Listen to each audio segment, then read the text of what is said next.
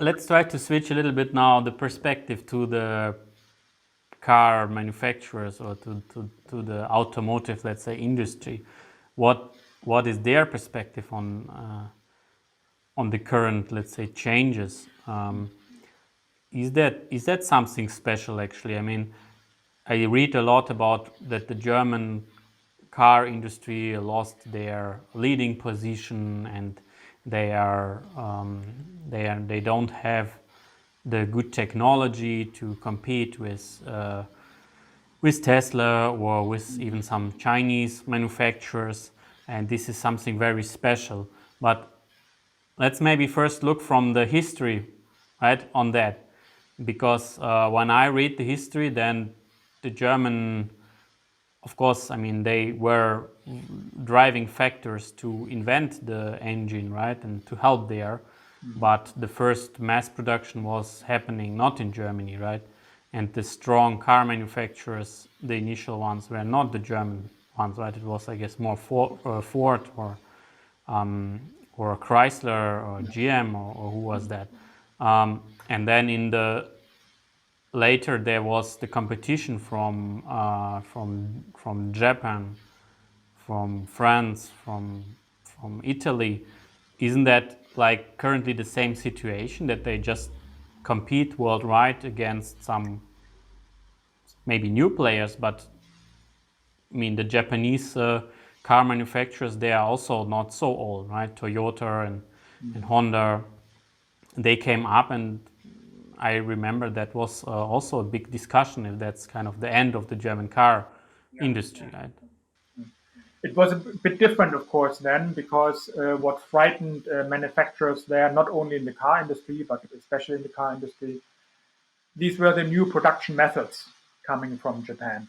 Yeah, all these new things which later became lean and all these different kind of tools we know, and that was, of course, reducing costs. So that was like the major concern at the time, which is a bit different to today, where it's about really the technology, this change from combustion engine to e-mobility. And as you know, it's much simpler, it's much easier in a way to build an e-motor than a combustion engine. Combustion engine with all the complex gearbox and powertrains and all the other components included. And here, Germany built up an enormous competence over the last 100 years. And coming from this very strong, not only in the car industry, but in general, very strong division in Germany for mechanical engineering and here high precision quality production. So that is, of course, really a competence you are not eager to lose. Yeah. And now comes e-mobility. Well, it needs to be differentiated, I think. Where to start? First of all, we should not forget that even with e-cars, and that is maybe an aspect which we should keep in mind, certain mechanical skills and qualities will be still in future be required. Like when we talk about chassis construction and all that. So it's not only the motor, yeah, and here Germany still has very much an edge, like in the design, in the quality of the production, and so forth. So just to mention Tesla, yeah, I mean, in these regards, is not really a competitor for German car manufacturers. Yeah, and so that's one thing. So I think the German car industry has still some edge in this, and later we could also maybe more specify in what that breaks down, where the mechanical tradition still can prevail.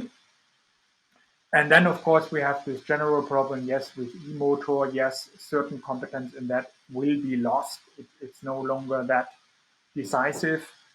and that's remains to be seen. Like also with the whole battery technology, for instance. I mean, here there's also something Germany builds up a new competence. There are some promising examples for that, and building good batteries is also not that simple, and especially like safe batteries. What are the missing technologies that Germany don't have? I mean, engines. That's, as you said, it's not a rocket science. So the German car industry is certainly able to build them. Well, missing is maybe not so much the right word, I would say. They are struggling, of course, on certain fields, and that has also mainly to do with smartification, this whole topic around it, which is of course linked to e-mobility, but it's not the same thing. And maybe we can also go a bit more in detail about this later, and why that is. Just as a footnote, maybe we should not forget like these new competitors coming from East Asia mainly now, like new car manufacturers, and they started, especially China is of course always mentioned in this, started from the beginning very much in e-mobility. That's understandable why they did that, because it's simpler to do, and also they do not have this legacy. So of course they move for the new technology. We should also not forget that that brings us back to your intro about the whole climate debate and environmental issues behind this whole thing. Because that was also discussed over the last years, you are certainly aware of that, that e-mobility as such is not necessarily environmentally advantageous or better. It depends how it's done.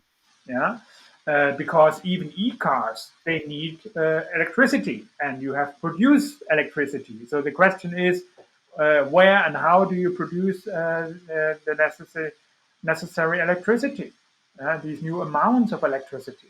Yeah, and so just as a China, to bring a China example, that China went for the e-car makes sense. First of all, these huge cities of China, highly densely populated. So to have cars who have no emission, who are silent, is of course immediately understandable. However, China is producing the main bulk of the necessary electrical energy in coal power plants. Yeah, not very environmentally friendly. So what they did is they shifted um, the emissions from the city out to these power plants into the countryside somewhere. Yeah. So as with many other environmental issues, by the way, uh, it needs to make a precise environmental record, yeah, or balance sheet to really know where you are and what is really advantageous and what not. Yeah, there are many factors, as the Chinese example may show, that it makes sense for other reasons as well to go this step. So, from a pure environmental point of view, it's not that much of a difference. Yeah, and so that has to be kept in mind. And then, secondly, if you want to go that whole way, then you will have to ask about your energy infrastructure and energy production and so forth. Yeah. So there are many other things involved in this.